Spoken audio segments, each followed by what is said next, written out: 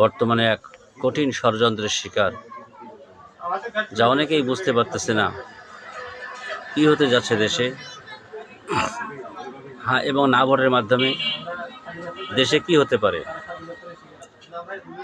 ভালো যে চারটি জিনিস, সেই চারটি জিনিসকেই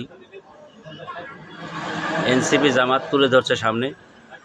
গভীরের যে 32টি জিনিস তারা প্রকাশ করেনি।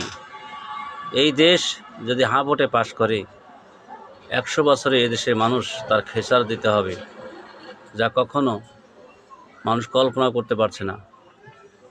সেজন্য সবাইকে বলবো, ষড়যন্ত্র রুখে দিয়ে মব সন্ত্রাসের বিরুদ্ধে সবাই না ভোটের পক্ষে থাকবেন। যেহেতু নির্বাচনের শেষ দিন আজকে, আগামীকালকে ভোট, সবাই না ভোটকে সমর্থন দেই, দেশ বাঁচাই।